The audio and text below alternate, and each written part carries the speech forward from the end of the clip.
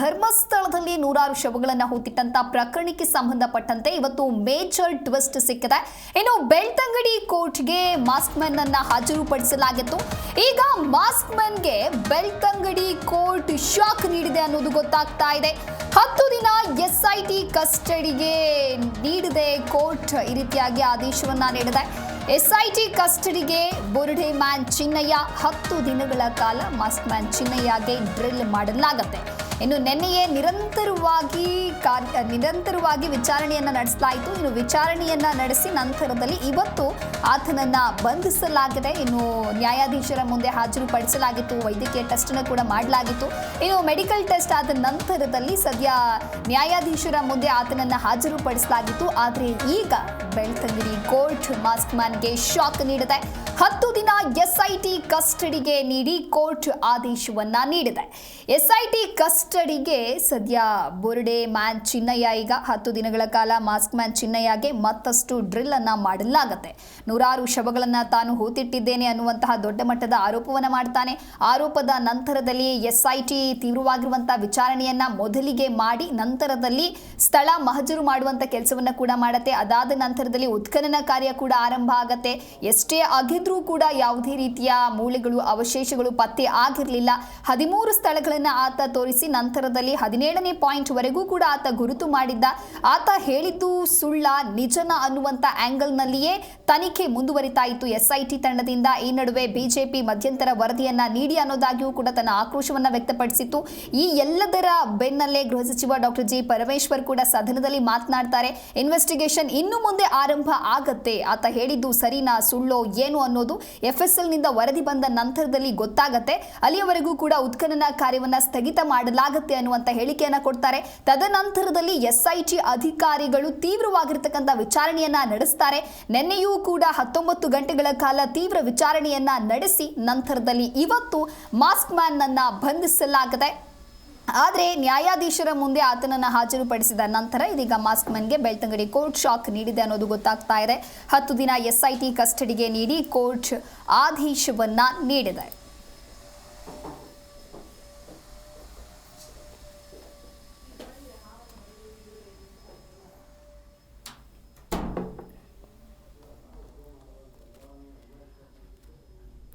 ಇನ್ನು mask man ಹೇಳಿದ್ದ 17 ಜಾಗಗಳಲ್ಲೂ ಕೂಡ ಗುಂಡಿ ತೋಡಿದ ಬಳಿಕ ಮೂಲ ಬುರುಡೆಯ ಬಗ್ಗೆ SIT ಅಧಿಕಾರಿಗಳು ಕೂಡ ಪ್ರಶ್ನೆಯನ್ನ ಮಾಡ್ತಾರೆ. ಈ ವೇಳೆ ಆತ ಒಂದೊಂದು ಜಾಗದ ಹೆಸರನ್ನ ಹೇಳಿದ್ದಾನೆ. ಒಮ್ಮೆ ಒಂದು ಹೆಸರನ್ನ ಹೇಳಿದ್ರೆ ಇನ್ನೊಂದು ಸಲ ಅದೇ ಪ್ರಶ್ನೆಯನ್ನ ಕೇಳಿದಾಗ ಆತ ಇನ್ನೊಂದು ಉತ್ತರವನ್ನ ನೀಡಿದ್ದಾನೆ.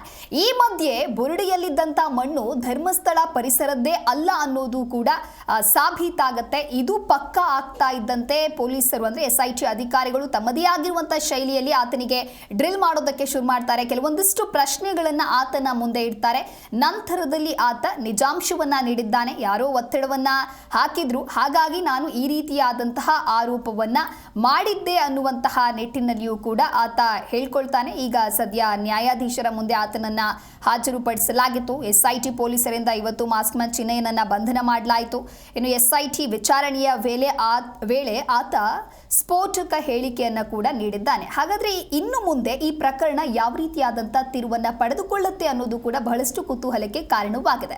ಆತ ಏನಾದರೂ SIT ತಂಡದ ಅಧಿಕಾರಿಗಳಿಂದ ವಿಚಾರಣೆ ಮಾಡುವಂತ ಸಂದರ್ಭದಲ್ಲಿ ಕೆಲವರಿಂದ ಒತ್ತಡ ಅಂತ ಹೇಳಿದ್ರೆ ಅವರ ಹೆಸರನ್ನ ಆತ ಏನಾದರೂ ಉಲ್ಲೇಖ ಮಾಡಿದ್ದಾನ? ಈ ರೀತಿಯಾಗಿ ಕೆಲವೊಂದಷ್ಟು ಪ್ರಶ್ನೆಗಳು ಕೂಡ ಸದ್ಯ ಮುನ್ನೆಲೆಗೆ ಬರ್ತಾ ಇದೆ.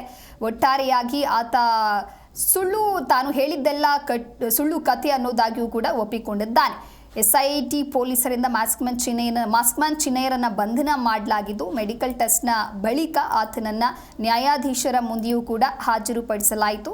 10 ದಿನ SIT ಕಸ್ಟಡಿಗೆ ನೀಡಿ ಕೋರ್ಟ್ ಆದೇಶವನ್ನ ಕೂಡ ನೀಡಲಾಗಿದೆ. ಹಾಗಾಗಿ ಇನ್ನು ಯಾವ ಆಂಗಲ್ನಲ್ಲಿ ಆತನನ್ನ ವಿಚಾರಣೆ ಮಾಡಲಾಗುತ್ತೆ, ಆತ ಏನ್ ಹೇಳ್ತಾನೆ, ಆತನ ಹಿಂದೆ ಇದ್ದಿದ್ದು ಯಾರು, ಯಾಕೆ ಆತ ಈ ರೀತಿಯಾದಂಥ ಸುಳ್ಳು ಕಥೆಗಳನ್ನ ಕಟ್ಟಿದ್ದ ಅನ್ನೋದು ಮತ್ತೆ ಗೊತ್ತಾಗಬೇಕಿದೆ.